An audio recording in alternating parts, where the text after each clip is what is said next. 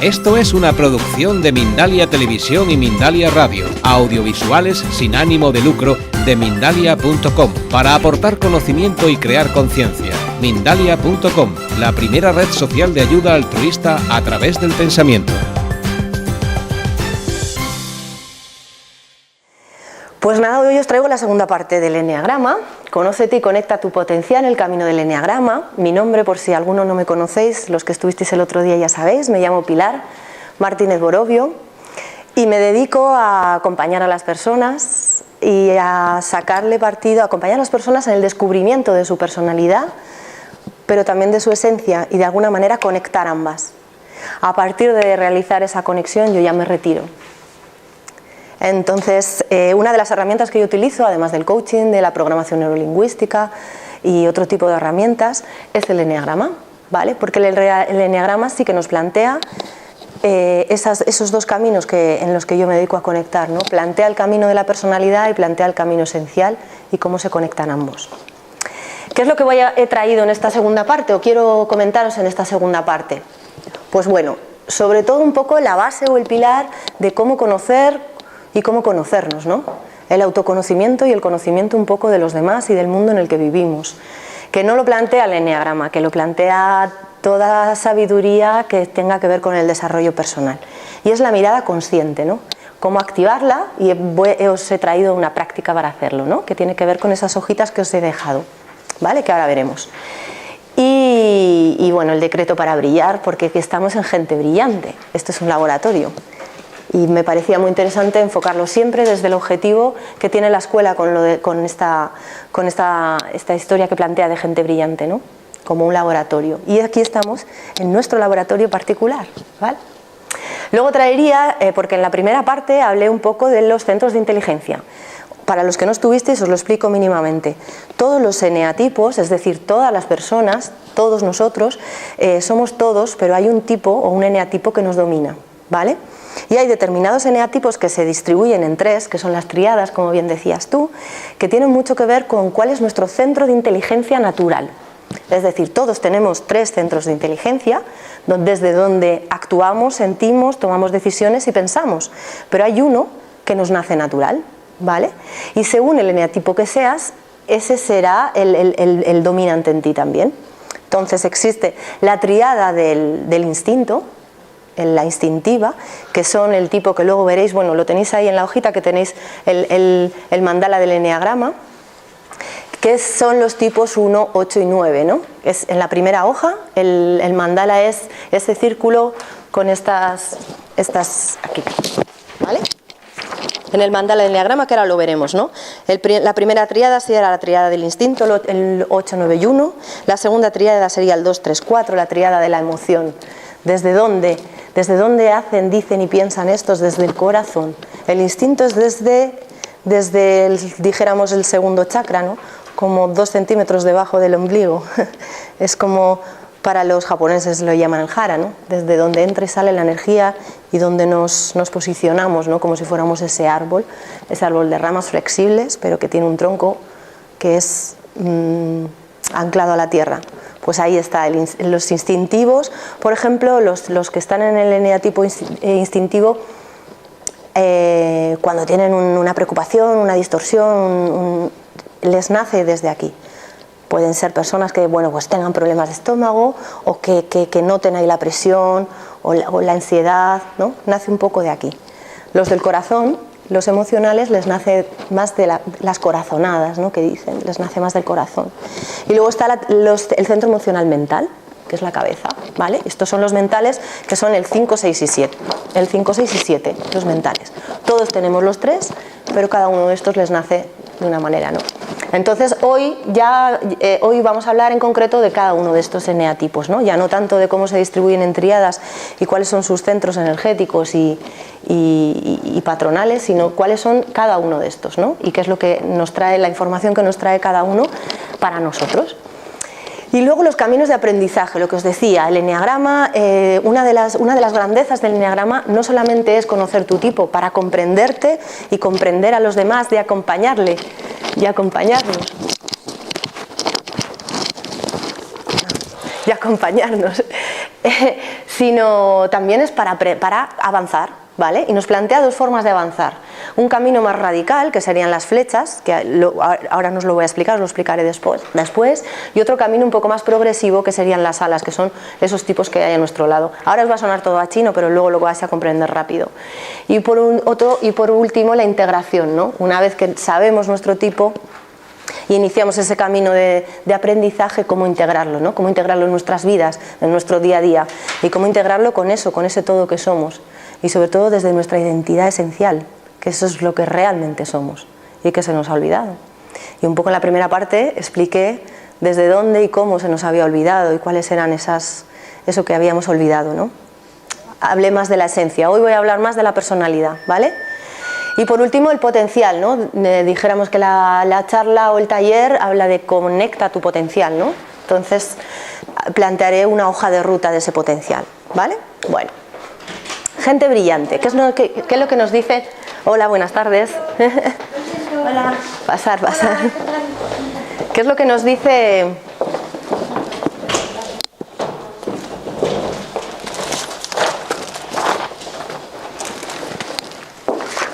Toma, que os doy unas hojitas. Toma, para vosotras. ¿Qué es lo que nos dice el eneagrama? La filosofía del eneagrama, para el que no la conozca, bien, es una filosofía que proviene un poco de los sufíes, ¿no? ¿Y qué nos dicen los sufíes sobre qué es gente brillante, qué es este laboratorio?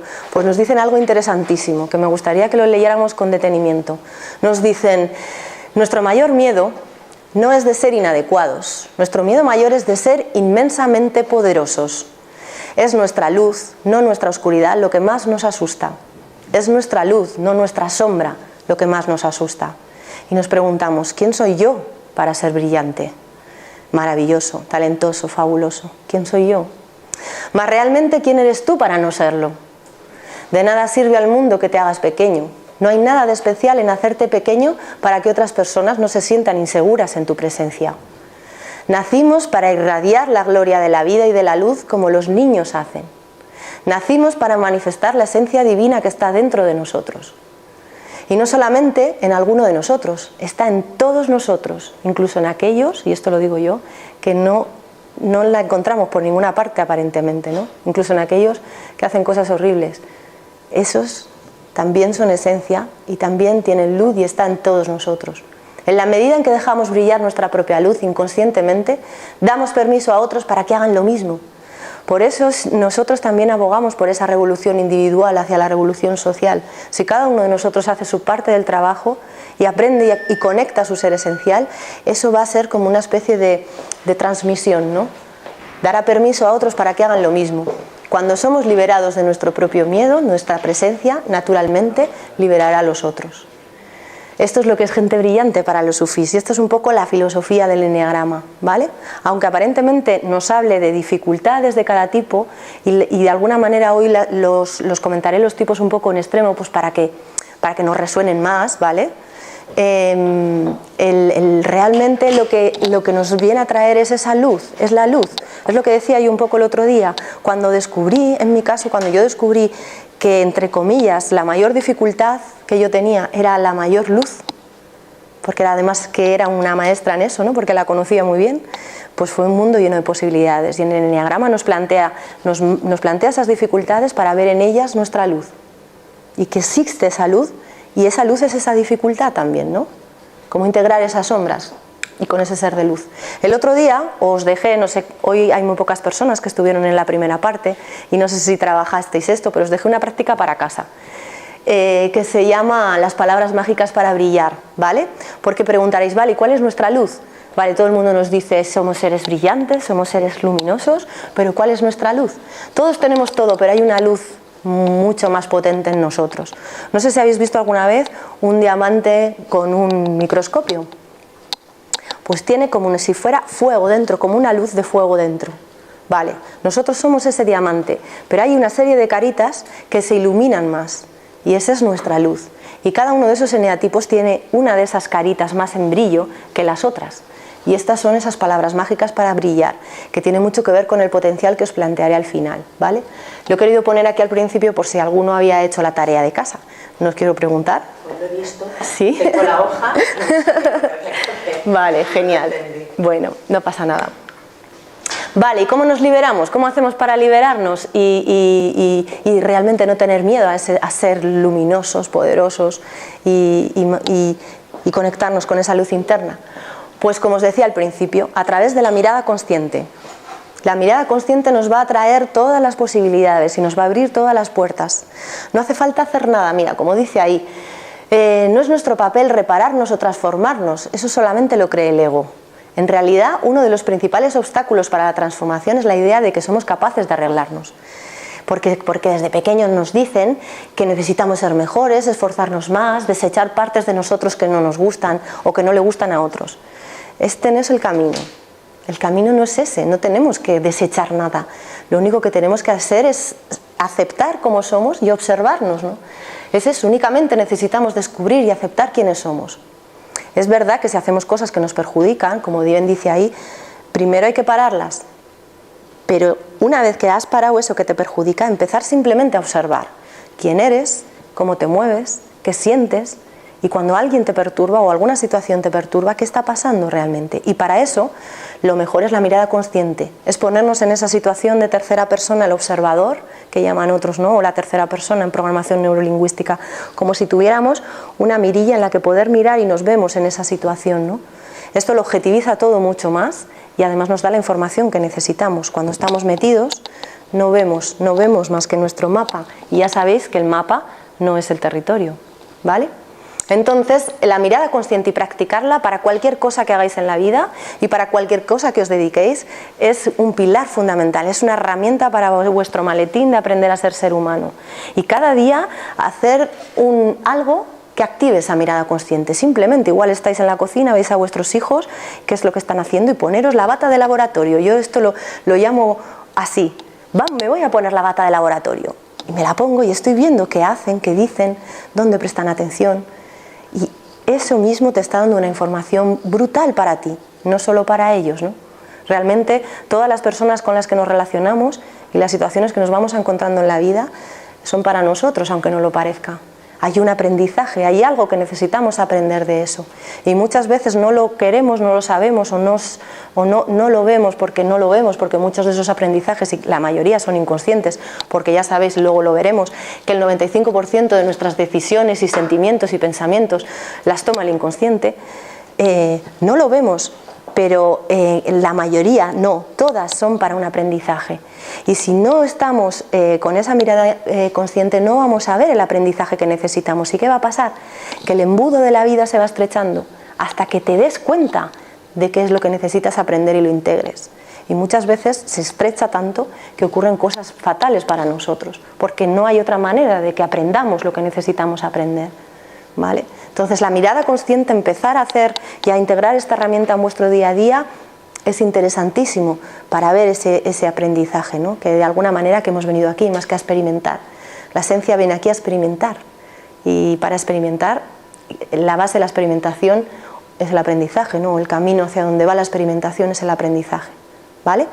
Pues vamos a hacer una práctica de activar la mirada consciente, ¿vale? Yo os lo he querido traer aplicado al enneagrama, que es un poco en donde estamos, en este espacio. Entonces, en esas hojitas, justo en la parte de atrás, hay como una rueda de la vida, que vais a ver qué es esta, ¿vale? Me gustaría que cada uno de vosotros, os las he dejado para que trabajéis ahí en vuestro papel individualmente, ¿vale? Pero lo vamos a hacer conjuntamente.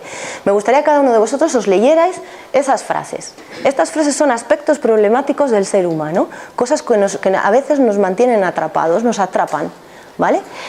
¿Y cuáles son esas? Por ejemplo, hacer juicios de valor, condenar a ti y a otros. Bueno, en vez de decir todas, voy a decir cada una, y me gustaría que valorarais cada una de esas en vosotros del 1 al 10.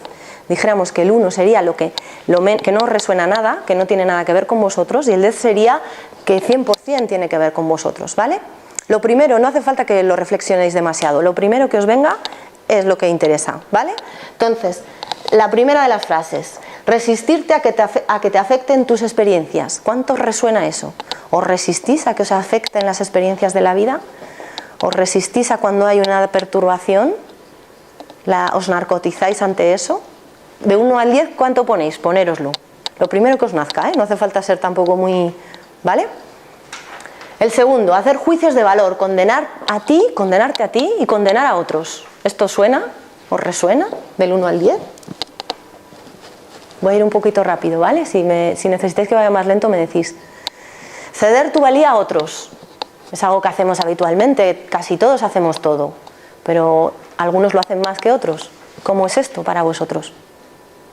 Tratar de ser distinto a como eres auténticamente. Hacer comparaciones negativas. Interpretar exageradamente tus experiencias. Depender de algo exterior a ti para obtener apoyo. Adelantarse a lo que vas a hacer a continuación. O bien intentar forzar o controlar la vida.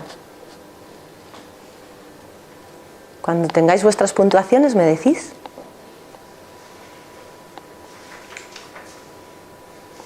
Ya. Genial. ¿Sí? Vale, me gustaría que os quedarais con la que mayor puntuación habéis puesto. Estamos en un laboratorio, ¿eh? Permitiros jugar, no es necesario que sea ese vuestro aspecto problemático principal. Ahora mismo, en este aquí y ahora es este, ¿vale? ¿Tenemos varias iguales?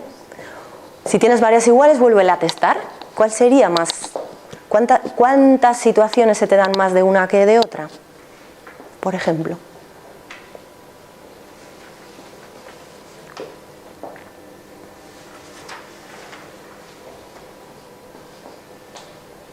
¿Sí? Bueno, ahora me gustaría que esa que habéis elegido la pongáis en primera persona. ¿Sí? ¿La escribáis? Creo que os he dejado un huequillo para eso. ¿Sí?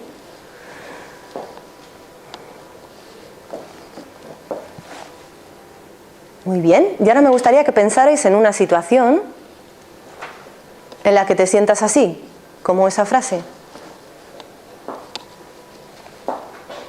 Yo tengo una duda. Sí, dime. ¿La de ceder tu valía a otro? ¿Sí? ¿A qué se refiere exactamente? Pon esa, si esa es la duda, pon esa de momento, luego te lo explico. Sí, le puse, vale. Genial. Muy bien. ¿Sí? ¿Os habéis quedado con la situación? ¿Tenéis una situación? ¿Más o menos todo el mundo? No hace falta que la escribáis la situación, ¿eh? Vale, pues me gustaría que dejarais ahora los bolígrafos y todo, pusierais las plantas de vuestros pies apoyadas en el suelo, eso es, vuestros brazos apoyados en vuestras piernas o en una posición cómoda, muy bien. Y ahora me gustaría que respiráramos, solamente con 2 respiraciones profundas, y a la tercera cerramos los ojos, o si queréis cerrarlos ya, ¿vale? Entonces, ¿cómo se respira si queréis? Es la respiración de relajación, ¿no? La diafragmática. Cogemos un poquito de aire con el estómago y echamos aire por el pecho. Y sentimos cómo entra ese aire por nuestra nariz. Ponemos nuestra mente en la punta de esa nariz. Respiramos, inhalamos aire puro y exhalamos todas las tensiones. Poco a poco vamos cerrando los ojos. Nos sentimos completamente en este aquí y ahora. Y todo está bien. Estupendo. Sentimos cómo ese aire entra, lleno de luz y de tranquilidad. Como si fuera una luz blanca que nos llena la cabeza, el cuello, el pecho, los brazos, las piernas, los pies, y vuelve a subir como un circuito de luz blanca, de tranquilidad. Y nos imaginamos como vemos un camino en la naturaleza, un camino precioso, con árboles, quizá, con pájaros, y vamos caminando ese camino. Y al final de ese camino hay un mirador, y hay un banco en ese mirador. Llegamos al mirador y hay unos prismáticos, y son unos prismáticos mágicos. Cogemos los prismáticos y a través de ellos vamos a ver esa situación, como si estuviéramos desde allí, pudiéramos ver cualquier situación que hay abajo. Y de todas ellas hemos elegido una, que es esa que os trae esa frase en la que hemos trabajado ahora. Y quiero que veáis cómo es esa situación, qué os decís, qué os dicen, si es que estáis acompañados, qué oís, qué palabras usáis y cómo sentís. ¿Y en qué parte de vuestro cuerpo sentís eso que estáis sintiendo?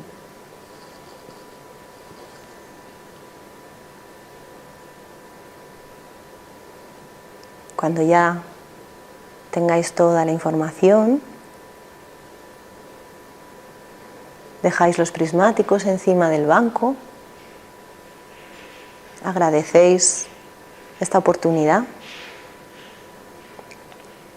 y volvéis por el camino. Y con una respiración profunda, volvéis hasta aquí y ahora. Eso es. Movéis vuestros pies, vuestras manos. Y me gustaría que si tenéis alguna información o haya habido algo que os haya llamado la atención, os lo escribierais.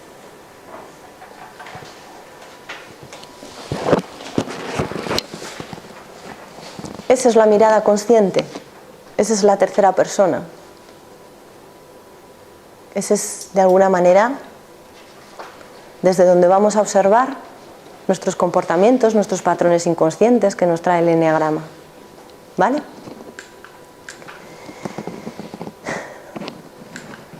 ¿Y qué es el eneagrama? ¿Sí? ¿Lo habéis escrito todos? Genial. Gracias. Bueno, como os decía, el eneagrama es un sistema de sabiduría que nos plantea 9 personalidades, 9 formas de ver, oír y sentir el mundo. ¿Vale? Y cada una de esas personalidades lleva aparejada, como os he dicho, uno de esos aspectos problemáticos de la rueda que hemos trabajado, ¿vale? Porque corresponde con algún patrón específico. Todos tienen distintos patrones, ¿no? Pero estos que hemos trabajado con esta rueda corresponde a cada uno de ellos. Por ejemplo, hacer juicios de valor, condenar a ti y a otros, es muy habitual que corresponda al eneatipo 1, el que nosotros llamamos el perfeccionista. Ceder tu valía a otros es muy probable que corresponda al eneatipo 2, el que nosotros llamamos el dador, el ayudador. Tratar de ser distinto a como eres auténticamente es muy probable que corresponda al eneatipo 3, que es el triunfador, el organizador. Intentar interpretar exageradamente tus experiencias es probable que corresponda al 4, que es el artista o el individualista, ¿no?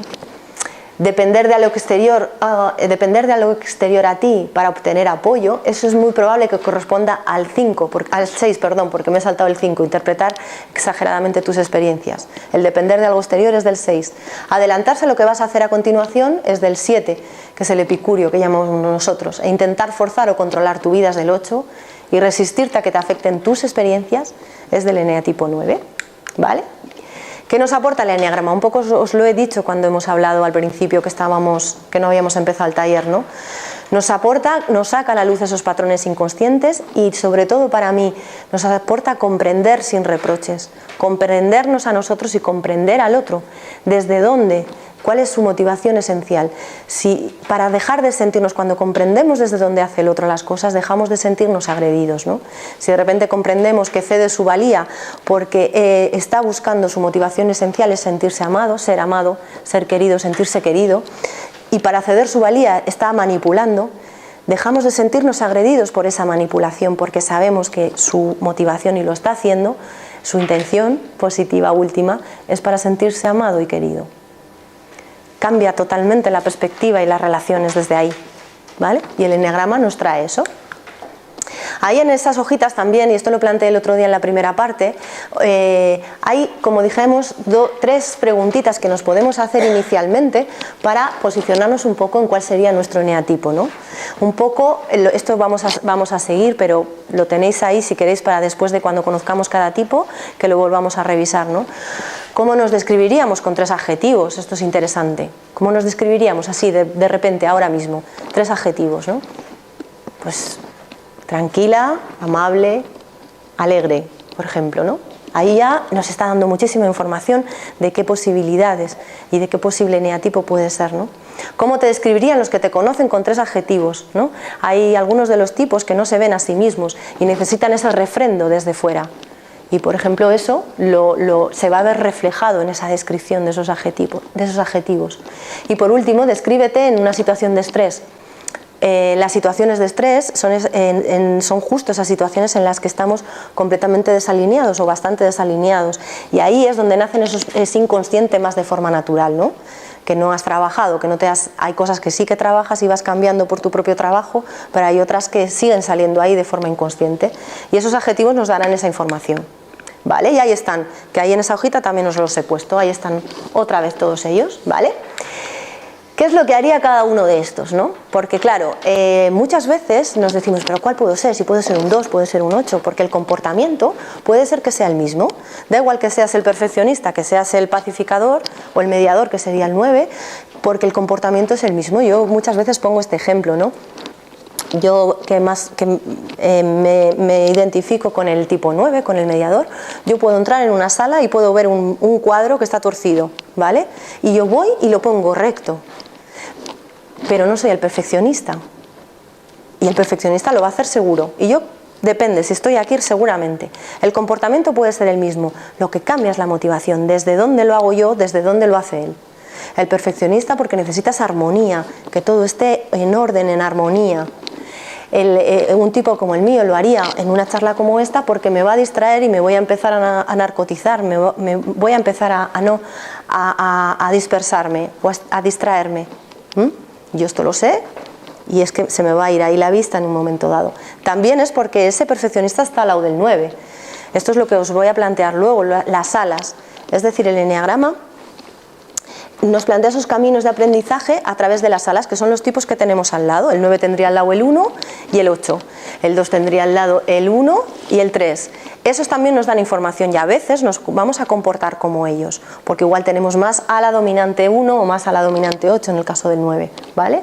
Y eso también nos puede un poco decir, bueno, pues no lo sé si soy este o no. Realmente el trabajo que nos corresponde es con los 5 tipos que nos afectan. Los 5 tipos que nos afectan es el nuestro, nuestras alas y los caminos, entre comillas, sano e insano. Yo los digo así para que me entendáis más fácilmente, pero no se llaman así, ¿vale? El camino al que accedemos de manera natural que no nos sienta muy bien y el camino al que debiéramos acceder de integración que nos sienta muy bien. Esos son otros 2 tipos que no son el nuestro. Es decir, deberíamos acceder a aprender cómo hacen esos 2 tipos, integrar lo que nos trae o la información que nos traen esos 2 para nosotros estar alineados, ¿no? Para estar en equilibrio independientemente de las circunstancias externas. Porque un poco esto es lo que yo planteo. Problemas, circunstancias nos van a seguir viniendo. Trabajemos o no trabajemos en desarrollo personal, pero si te trabajas a ti mismo, no importa, van a seguir viniendo. Nosotros no decidimos el cómo. El cómo, la vida nos lo va trayendo. Lo que decidimos o en lo que nos tenemos que plantar es en el qué.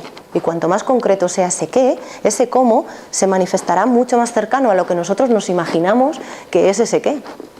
Pero el cómo no es nuestro. Entonces las circunstancias de la vida dolorosas van a seguir apareciendo, aunque te hayas trabajado. El tema es que reencuadras muy rápido. Quizás si no te trabajas te dura años equilibrar o reencuadrar una circunstancia, una relación, una situación. Cuando empiezas con el camino del desarrollo personal cada vez te dura menos ese reencuadre. Y llega un momento que es un segundo, depende de qué cosas y de qué cosas tengas trabajadas, ¿no? Reencuadras en un segundo. Te afectan igual porque somos humanos. Somos humanos perfectos, imperfectos con todo. Te afecta igual, pero el reencuadre es en un momento. Porque sabes de dónde, cómo, cuándo y cuál es la gestión, ¿vale? Y un poco esto es lo que nos plantea el eneagrama. No nos vamos a flagelar, estos somos nosotros con todo y esta es nuestra gran luz, porque la sombra es luz. no se vería la luz sin la sombra, ¿vale? No se verían las estrellas si no hubiera noche. Pero lo interesante es aprendemos a gestionarlo y nos centramos en el qué, no en el cómo, ¿vale? Eso no depende. Entonces muchas veces ese cómo, claro, se manifiesta de la misma manera para todos. Es un mismo comportamiento que todos hacemos igual. El quid de la cuestión es desde dónde lo hace cada uno. Para que le quieran, para que todo esté en armonía, para sentirse único, para sentirse valorado. Ahora veremos cuáles son esas motivaciones, ¿vale? Y antes de una cena he planteado esto porque es una situación así que se nos puede dar a todos. ¿Qué es lo que haría cada tipo? Pues por ejemplo, el perfeccionista, ¿qué haría? Espero haber traído el vino más adecuado. Tiene que ser correcto, porque si no, se desestabiliza el tipo 1, ¿no? Se parece que no está en armonía. Por eso es tan exigente consigo mismo. Tiene un crítico consigo mismo y con los demás. Tiene un crítico interior muy grande. De hecho, es un crítico interior con el que tiene que bregar toda su vida, pero que nunca se calla ese crítico interior. ¿Vale? El 2, ¿qué haría? Ojalá que mis amigos se lleven bien entre sí. El 2 siempre pone su punto de vista en las relaciones, ese es su mira, es su asunto primordial. Las relaciones, ¿no? Las relaciones entre las personas. El 3, esta noche me gustaría entablar muchos contactos. El 3 es el triunfador, ese que tiene el foco puesto en los resultados, ¿no? Entonces, tener muchos contactos le va a servir pues para obtener mejores resultados, ¿no? Y un poco para alimentar esa imagen personal donde pone la vista, donde pone su filtro de atención, ¿no? Cuando nos comunicamos existen como 3 elementos en toda la comunicación, que son 3 o 4 elementos que son fundamentales, ¿no? Y cada uno de los tipos va a ser diferente en esos 3 o 4 elementos de la comunicación. Uno es la comunicación verbal, las palabras que utilizamos. Otro es la comunicación no verbal, nuestra postura, nuestra energía, nuestra forma de estar en el mundo. Otro serían los puntos ciegos, que son esos lugares, esas cosas que nosotros hacemos que creemos que los demás no se dan cuenta y son obvias, ¿no? Si estás nervioso, tú puedes haber aprendido a controlarlo y crees que no se dan cuenta, pero es obvio porque de repente tienes un tic o algo o estás sudando, ¿no? Este tipo de cosas. Y por otro lado están los filtros, que son los puntos de atención, ¿dónde prestamos atención? Esto es como el juego este del teléfono roto cuando éramos pequeños, ¿no? Yo te cuento a ti una cosa, tú se la cuentas a la otra y de lo que yo te contaba, lo que sale al final es algo muy diferente. Bueno, pues eso es porque nuestros filtros son muy distintos, porque yo te puedo estar contando una cosa y si tu motivación esencial, que ahora lo veremos que es la del 6, es encontrar y sentirte seguro, vas a estar muy atento a cualquier cosa que yo te plantee y que yo te cuente que tenga que ver con la seguridad. Si yo te cuento, pues he hecho una tarta increíble, pero justo antes de llegar a casa, pues es que he visto una señora que se ha caído. Pues seguramente ese no se haya enterado de lo que has hecho una tarta, igual se ha enterado solo de que la señora se ha caído. Esto es muy interesante, son los filtros que utilizamos en la comunicación y todo eso se ve en ese comportamiento. El 4, ¿qué haría? No estoy de humor para fiestas. El 4 es el que siempre se deja o siempre está en el sentir, en la intensidad emocional, ¿no? Ahora lo veremos un poco más detenidamente cada uno. El 5, la verdad es que preferiría estar en casa leyendo mi libro sobre lepidópteros. Estos son personas que para ellos es muy importante la información. ¿Vale? La información es como una base, es un básico y muchas veces creen que conocen las cosas porque las conocen pero no las viven. Es decir, pueden saber los que más de baile de claqué porque tienen 800 libros de baile de claqué y no han bailado en su vida. El 6, tengo que acordarme de dar de comer al gato y de cerrar la puerta de casa con llave. Este es el de la seguridad que os he hablado. El 7 sería, si no es un grupo divertido, tengo otras ideas. Este necesita múltiples opciones. Es como el disfrutar por el disfrutar, ¿no? El que ve siempre el vaso medio lleno y no medio vacío. El 8 diría, me marcharé de inmediato si no encuentro buen vino, mujeres interesantes y música a mi gusto, ¿no? Este es como el jefe, el que necesita... el que lo tiene claro, ¿no? El que domina una situación, ¿vale? Y el 9, me sentiré realmente bien si esta noche establezco alguna conexión agradable. Busca esa conexión y el sentirse integrado. La motivación esencial del mediador siempre es que cuenten con él, ¿no? Que los demás cuenten con nosotros, ¿no? Y esto sonará si estáis en el mundo del coaching, ¿no? El famoso iceberg de los niveles neurológicos, ¿vale? Los hábitos visibles, que eso tiene mucho que ver con el entorno y el comportamiento, que es lo que vemos de nosotros, que es lo que vemos de cada uno de esos tipos. Pero luego está todo lo de abajo, ¿no? Esos patrones inconscientes o motivadores inconscientes. Ahí están esas creencias, esos valores, esa identidad y esa parte transpersonal o espiritual, ¿no? Y el eneagrama nos habla de todos y cada uno de esos niveles neurológicos, ¿vale? Y un poco he querido explicaros cada uno de estos a través de un poco esos dos entendimientos, ¿no? La parte visible del iceberg, el comportamiento, y la parte invisible, un poco lo más característico de ellos. Esto es una pincelada, ¿vale? Os lo he traído así como más en extremo para que lo veáis, como os decía antes. Son pinceladas, pero esto es un mundo lleno de posibilidades. El eneagrama no tiene fin de conocimiento de cuáles son los patrones, ¿vale? Y os he traído estos personajes porque no los conocemos en persona, pero el personaje, para casi todo el mundo que está relacionado con el eneagrama, tiene mucho que ver con ese tipo, ¿vale? En este caso, la señorita Rottermeier, Margaret Thatcher y Gandhi. Podríamos integrarlo dentro de esa personalidad tipo 1, el perfeccionista o el reformador. ¿Cuáles son esos hábitos visibles? ¿Qué es lo que vemos de él? Y ahí ir pensando un poco en qué es lo que os resuena a cada uno de vosotros. Pues vemos que son personas cuidadosas y ordenadas, que trabajan correctamente, que tienen miedo de cometer un error, tienen siempre un punto o una mirada hacia eso, ¿no? Hacia lo que está bien, lo que está mal, y lo tienen claro. Incluso en su lenguaje hablan en términos de bien, mal, correcto, incorrecto, perfecto, imperfecto. Usan este tipo de palabras, ¿vale?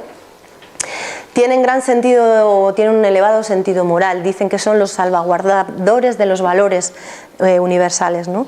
Los necesitamos porque ellos realmente sí que saben lo que está bien y lo que está mal. No lo dicen por decir. Lo saben. Otra cosa es que igual ese perfeccionista no está muy alineado y no encuentra ese camino hacia la serenidad, que sería la virtud esencial del perfeccionista cuando conecta con su esencia, ¿vale? Pero sí que saben, son los que salvaguardan esos valores. Y también lo que vemos es que lo que no está en armonía y en su sitio les irrita, sobre todo cuando los otros infringen las normas, que vemos de ellos, la ira. Estos tienen que bregar mucho con esa emoción, ¿vale? Cada una de esas tríadas, que lo comenté en la primera parte, se relaciona más directamente con una emoción. Entonces la triada instintiva en la que está este tipo 1 se relaciona con la ira, y eso es un tema básico a lo largo de su vida. Lo que pasa es que cada una de esas triadas se relacionará hacia adentro, hacia afuera, o algunas veces hacia adentro y algunas veces hacia afuera. El tipo 1 se relaciona con la ira hacia adentro, la reprime, ¿vale? Pero son personas que manifiestan, en este caso el punto ciego, él cree que los demás creen que no está enfadado y se le nota muchísimo. Es de los de mandíbula, ¿no? Y rígido, como si se hubiera tragado una escoba, que decimos, ¿no? También físicamente son muy equilibrados físicamente, son cuerpos equilibrados, ¿no? Como son ellos. Pero es verdad que tienen que bregar con esa ira, ¿no? De que todo esté bien. ¿Cuál sería eso que no vemos? Es decir, ¿cuál es esa motivación esencial? ¿Por qué? ¿Para qué hacen eso? ¿Para qué es ese comportamiento? Porque aspiran a esa perfección. ¿Y qué es lo que creen? Que siendo correcto, que respetando las normas y las reglas y reprimiendo la ira y controlando las reacciones va a ser todo más perfecto, ¿no? Pero ¿qué pasa? Que nada es perfecto, o que todo es perfecto tal y como es. Y entonces tienen una sensación de insuficiencia constante. Una de sus creencias limitantes de base es la de nada es suficiente, con la que hay que trabajar con ellos, ¿vale? Inconscientemente consideran que no está bien ser como es y crea un ideal de perfección de cómo cree él que deberían ser las cosas, pero como su ideal nunca será suficiente para alcanzarlo. Su mecanismo de defensa será, bueno, no es tanto defensa, pero ese mecanismo de manejar todo eso es la autoexigencia y la exigencia a los demás. Y por lo tanto el ego se convierte en ese crítico interno que les juzga duramente y juzgan a los demás. Tener claro que este eneatipo se juzga duramente a sí mismo. Antes de exigir a otro, se ha exigido a él a la enésima potencia, ¿vale? Y si tienes un encontronazo con él y tú sabes que su motivación última es que para él no existe nada perfecto y que quiere alcanzar esa perfección y que tú seas perfecto, dejas de sentirte cada vez menos agredido por eso, ¿no? Y bueno, este tipo es muy interesante. También os podría hablar, pues eso, cuáles son sus miedos básicos, sus deseos básicos, sus mecanismos de defensa, pero no nos va a dar tiempo. Quería traeros un poco para que vierais, ¿no? Si a alguno le va resonando, Genial. ¿Cuál sería su camino? El camino sería integrar que todo es perfecto tal y como es, ¿vale? Cuando integra eso, que todo es perfecto tal y como es, accede a esa virtud esencial que es la serenidad. El tema es cómo va a acceder a eso, ¿vale? Que luego lo veremos, os voy a dar una pequeña hoja de ruta. El tipo 2, que aquí lo representan, no sabemos si son o no son estos tipos, pero representa Cleopatra, la Madre Teresa y Napoleón, en este caso. ¿Cuál es lo que vemos de este tipo 2? Pues descubren fácilmente las necesidades de los demás. Son personas que tienen un radar para saber qué necesita todo el mundo. Eso lo saben rápidamente. Les motiva la idea de prestar un servicio. Dijéramos que todos los seres humanos, una vez que conectamos con nuestra esencia, el propósito vital está relacionado con el servicio. Todo lo que somos es para servir y servirnos, ¿no? Pero en estos es como más pilar fundamental desde el minuto 1, sin haber conectado ya per se, ¿no? Son cariñosos, expresivos y te llenan de atenciones, claro, ¿por qué? Luego veremos, ahora lo vamos a ver, su motivación última es que les quieran, entonces para que les quieran pues se muestran de esta manera, ¿no? Las relaciones humanas son lo primero, aprecian que les necesiten y gozan mucho reconfortando a los demás y cubriendo sus necesidades. Pero a veces quieren cubrir tanto las necesidades de los demás que se convierten en los grandes manipuladores, ¿no? Y como que te arrinconan o te apabullan, ¿no? con cubrir tanto, ¿no? O tanta adulación, que sería igual el punto a donde acceden cuando no están muy equilibrados, ¿vale? Dan auxilio y responden a los deseos de otros y, por supuesto, anteponen las necesidades de los demás a las suyas. Aquí el camino de aprendizaje es primero reconocer cuáles son tus necesidades y aprender a pedir ayuda, que para estos es bastante complicado. ¿Y qué es lo inconsciente? ¿Cuál es el patrón inconsciente? Pues no me gusto tal y como soy y por lo tanto, o me siento que no me quieren y por lo tanto voy a prestar servicio, reprimir mis necesidades y ser amable y seductor. ¿Para qué? Para tener esa sensación de que me quieren, para que me quieran. Pero resulta, como dice ahí, consecuencia, es sensación de no ser, pero a la vez tienen esa sensación de no ser dignos de amor, porque claro, como no se gustan, no son dignos de ese amor. Consecuencia, no me quiero a mí mismo, busco que me quieran y desde esta herida, para compensarme, desarrollo una personalidad generosa, agradadora, siempre ayudando y al servicio de otros. Pero, ¿qué pasa aquí?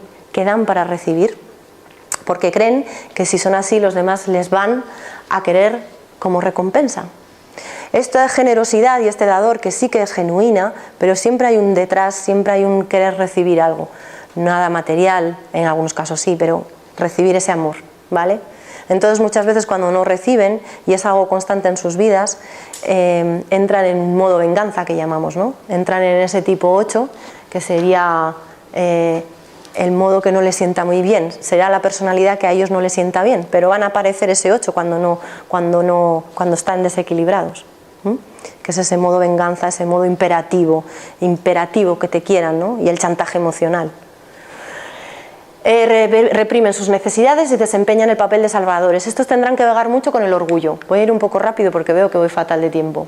El tipo 3, el organizador, competitivos, ganadores, orgullosos, con un gran sentido de la eficacia, son buenos vendedores, como veis aquí Tony Robbins tenemos, son personas que, los brokers de Nueva York, ¿no? La imagen es muy importante y cultivan mucho las relaciones de negocio y de éxito porque se centran en los resultados. Su camino será integrar que el proceso también es importante, ¿vale? ¿Cuál es lo inconsciente? Porque se identifican con ellos, con esos resultados. ¿Qué es, como se identifican con los resultados? ¿Eso qué les lleva a hacer? Pues a demostrar su valía, a obtener constantemente esos buenos resultados, nunca es suficiente de buenos resultados, y a vencer, siempre vencer, son los ganadores. Y además que son ganadores, son emprendedores por sí mismos, ¿no? ¿Qué pasa? Que están buscando esa admiración. Aquí sería la motivación última de este 3, la búsqueda de esa admiración, porque no se sienten valiosos. Tengo que tener un título, un cargo, un coche, un marido, tener éxito, ser reconocido a toda costa, ¿no? Porque ellos no se sienten valiosos y en personalidad parecen todo lo contrario, ¿vale? Y entonces se vuelven muy competitivos o desconectan de lo emocional. El gran trabajo de ellos es volver a conectar con el corazón. Un poco la herramienta que os planteé el otro día para conectar con el corazón. La gran pregunta, ¿no? La pregunta talismán, ¿qué haría el amor en mi lugar? Esa pregunta tiene que ir en el maletín de trabajo personal del 3, sí o sí. ¿Qué haría el amor en mi lugar? Es de todos, pero para él más, ¿vale? Y estos bregan con la vanidad, así como los otros con el orgullo. El tipo 4, que sería el individualista, que de alguna manera es el artista, son estas personas que crean un ambiente especial a su alrededor, que siempre llevan algo especial, igual pueden ir todo de negro y de repente llevan unos pendientes de un papagayo de colores, ¿no? Estas personas que son como únicas. ¿Por qué? Porque ellos necesitan sentirse únicos, esa sería su motivación última. Y como necesitan sentirse únicos, ¿por qué? ¿Para qué? Porque no se ven a sí mismos, como dice ahí, no se ven a sí mismos, necesitan desarrollar una personalidad distinta, especial y única, ¿vale? ¿Y cómo se muestran? ¿Qué es lo que vemos de ellos? Pues eso, esa originalidad y sobre todo que son muy sensibles a las emociones y que se identifican con ellas. Son personas que viven en esa montaña rusa emocional constantemente y necesitan esa intensidad emocional y buscan en las relaciones esa intensidad emocional, ¿no? Un poco les da ese alimento y esa sensación de sentirse únicos, que es esa motivación última para ellos. Siento ir ahora tan rápido, pero si no. El 5, que es el pensador y el observador. Estos son los grandes analíticos, ¿no? Einstein, son analíticos, lógicos, observadores, porque ¿qué? ¿Cuál es su motivación última? Necesitan comprender el mundo. Necesitan la información porque necesitan comprender. Son los grandes intelectuales y teóricos, eruditos, con una gran capacidad de comprender el mundo, de manejar información, ¿no? De hecho, son personas que son muy celosas de la información, aunque tengan millones y millones de libros, no son celosos de ello, ¿no? Pero aquí hay un tema, tienen un tema con la acción, tienen miedo a pasar a la acción. Cuando venga un cliente que sí quiere conocer y esté muy en lo mental, pero desde el comprender y el comprender el mundo, y no va a pasar a la acción, muchas veces quizá nos tenemos que plantear cuáles serían las luces que le interesarían a ese tipo. Sí que pasar a la acción. ¿Y cómo pasar a la acción un 5, ¿no? ¿Cómo pasaría? Conectando con su esencia, ¿vale? Que sería el desapego en este caso. Ahora, si me da tiempo, os lo cuento. Y hay un tema que tienen que bregar estos, que se sienten en escasez fácilmente, ¿vale? Son personas que, y como os digo, pueden sobrevivir con muy poco. Entonces no necesitan casi nada. El tipo 6, que sería el escéptico leal, que es este que entra en duda constantemente, que la seguridad es su motivación última, ¿no? Todo lo hacen para sentirse seguros. Y son los grandes abogados del diablo. Cuando se plantea cualquier cosa, enseguida se ponen en la otra situación.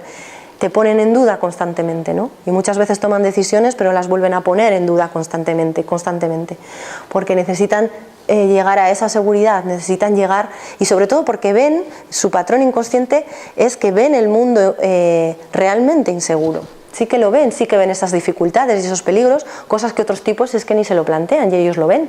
En una empresa, por ejemplo, es interesante tenerlos a ellos porque son grandes anticipadores, que es otro tema con el que tendrán que trabajar, la anticipación, y esto les hace sufrir muchísimo. Sus grandes retos tienen que ver con la anticipación y la ansiedad, ¿vale? Y aquí la emoción principal, porque esta es de la tríada de lo mental, es el miedo, ¿vale? El trabajo es sobre el miedo. Cuando un cliente venga y os hable mucho de miedo, plantearos si no está en uno de estos tipos y cómo poder ayudarle desde ahí, ¿no? El miedo.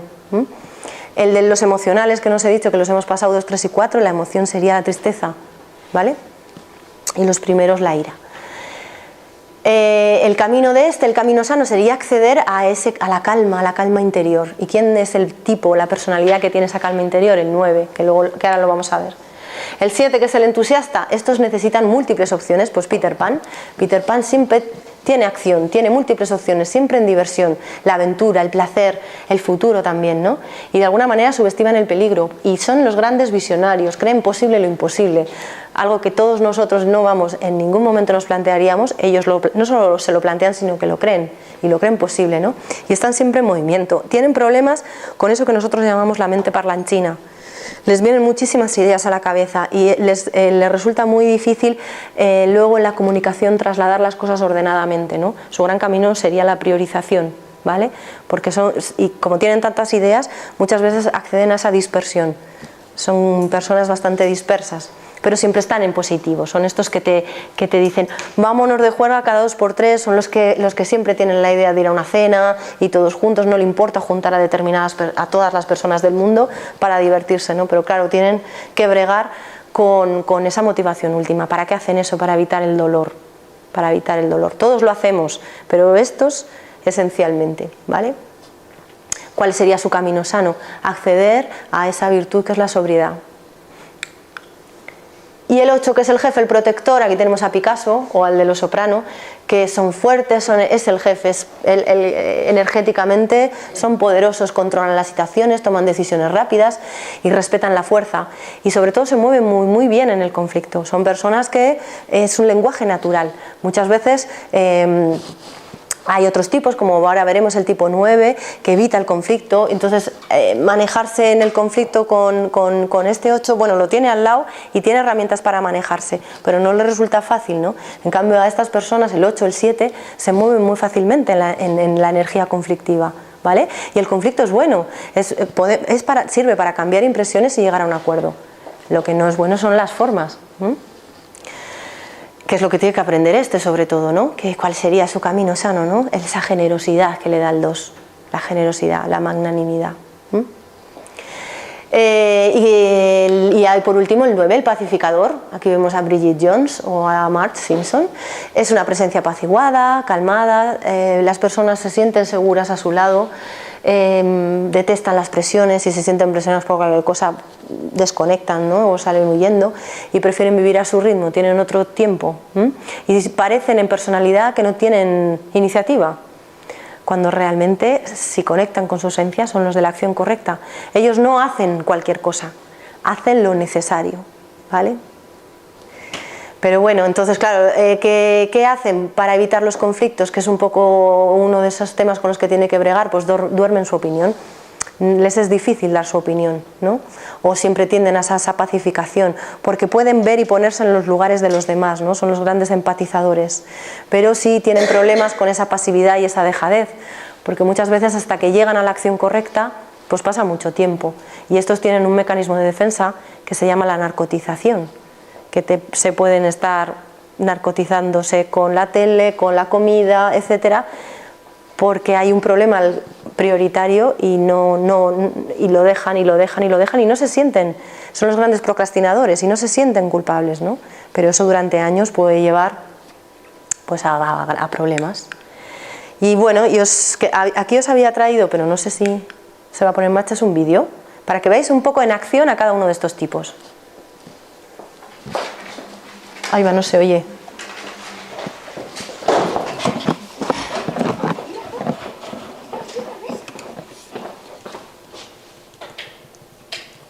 Genial. Ahí va, me lo he pasado. A ver, aquí. Ahí. Ahí.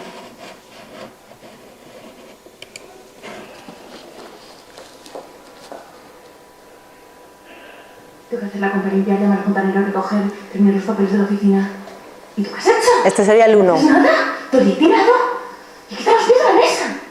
Uy, ¿y esta nota de polvo? ¡Ponte a hacer un ya! Ay, cariño, El 2. sin verte. Estás guapísima, te echaba muchísimo de menos. Ay, tía, te quiero. Menuda estúpida. Con todo lo que yo he hecho por ella. Y ahora me hace esto a ella, a mí. A mí.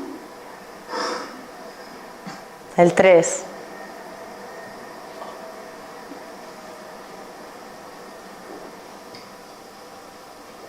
Está exagerado todo, ¿eh? Soy la mejor. Es que soy la mejor. El 4.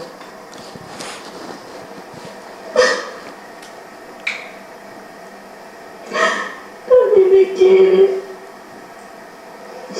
Ahora se va.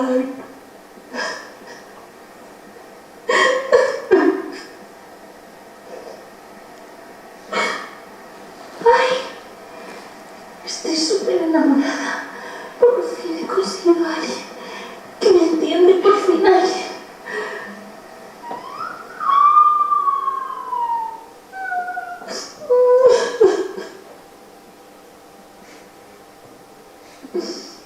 Todo lo que dice esta gente me parece completamente irrelevante. No voy a perder mi tiempo en discutir con mentes claramente inferiores a la mía.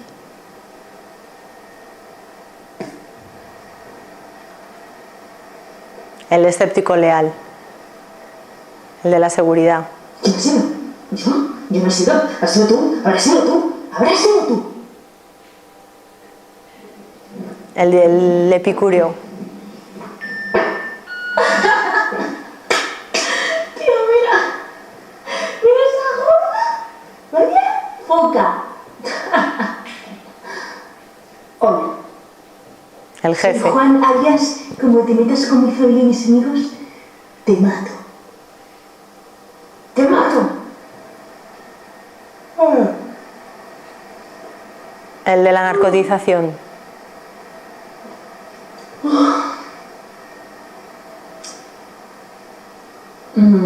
Yo solo te voy a decir una cosa. Y es que eso que estás haciendo me parece una pura mierda. ¿Qué de comer? Bueno, pues un poco aquí están en tono así un poco raruno.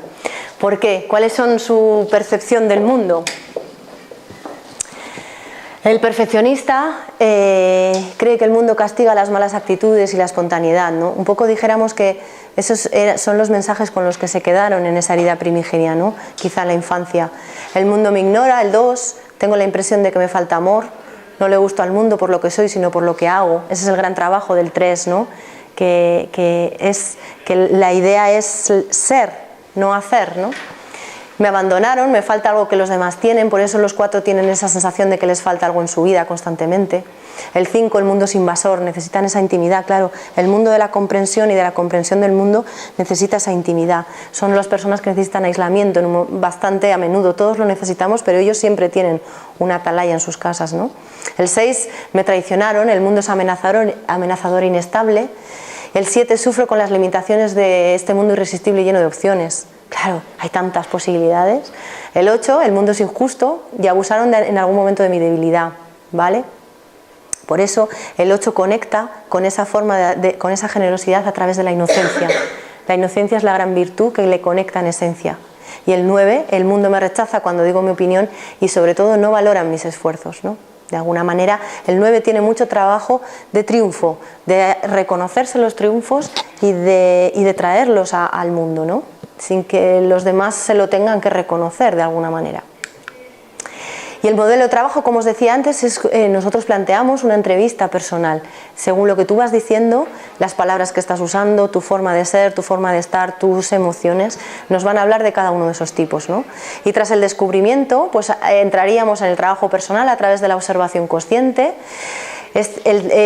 Yo considero que es necesario hacer los 3 trabajos, el personal en acompañamiento con un coach o con otra persona y el grupo, ¿no? Hay cosas que se tienen y se deben trabajar en grupo que no podemos trabajar ni solos ni con otro solo, ¿no?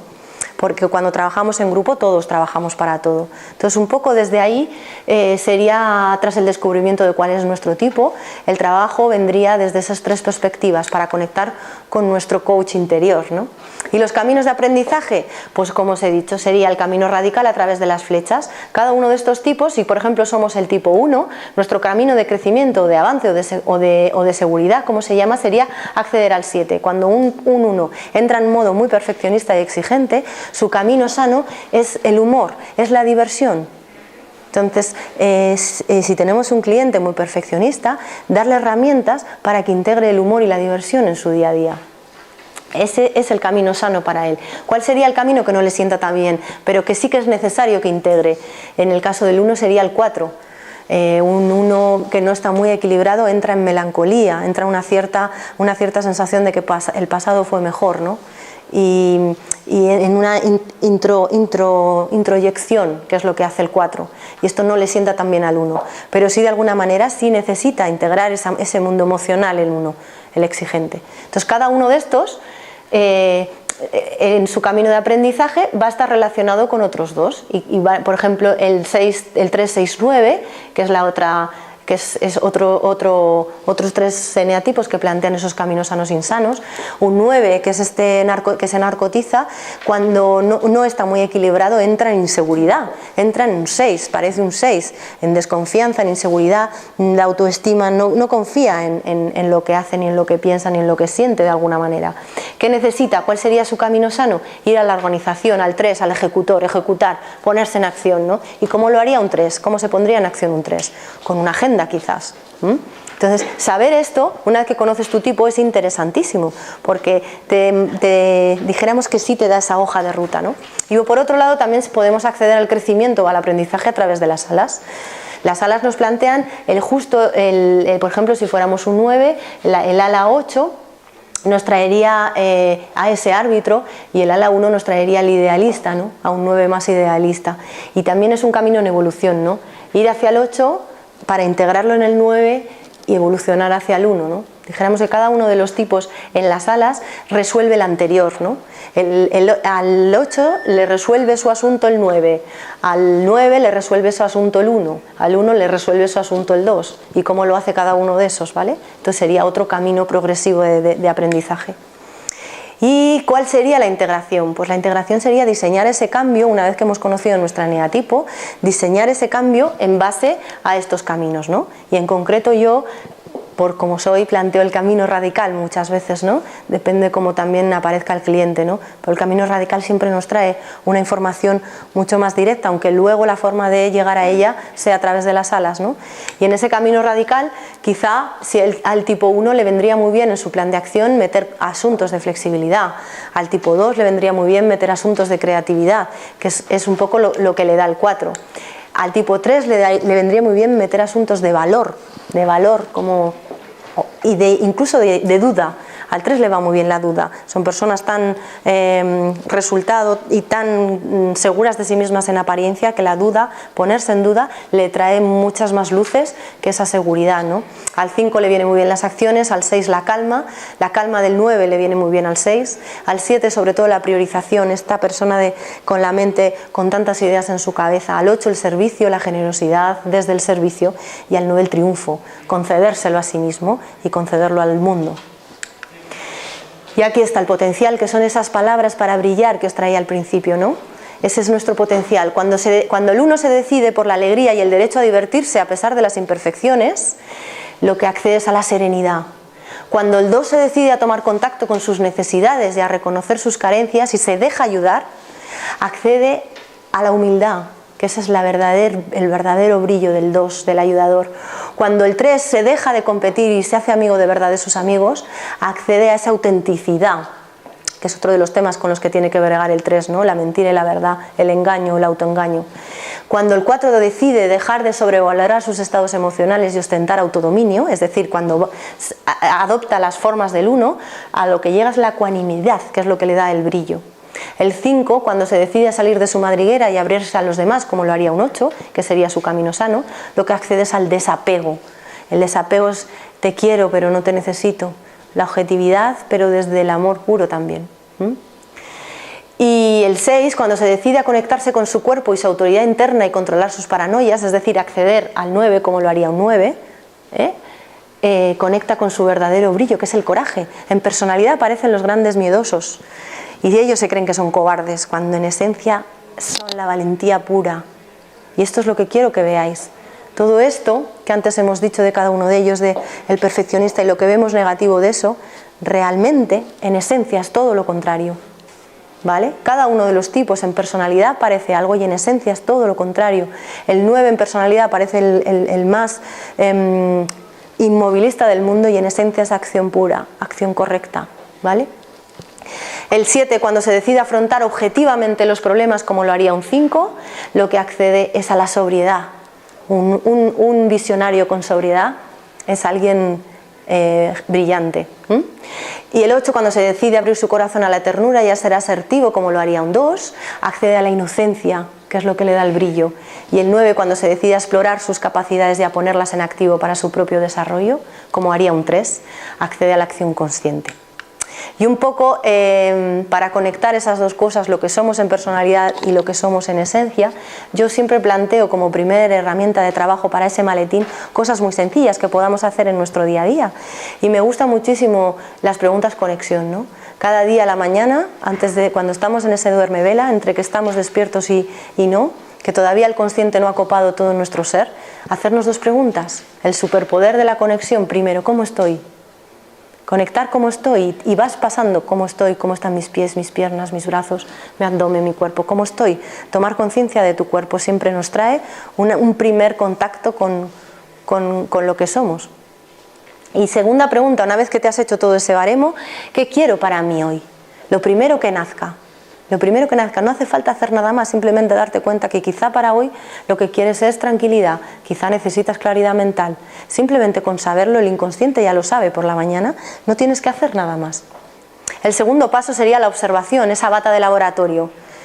Y el tercer paso sería la gratitud. La gratitud, hay 3 palabras, como dice siempre Enrique Jurado, que abren los corazones, y una de ellas es gracias, ¿no? Gracias. Pues las preguntas conexión, la observación y la bata de laboratorio y la gratitud son unas buenas herramientas para vuestro maletín de trabajo. Y bueno, no dan tiempo para las dudas, pero aquí están mis datos. Si necesitarais cualquier cosa, por favor, estoy al otro lado, me mandáis un mail y yo estaré encantadísima, o me llamáis, encantadísima de atenderos, y espero que os haya gustado y os haya aportado el eneagrama y la sabiduría del eneagrama. Muchísimas gracias.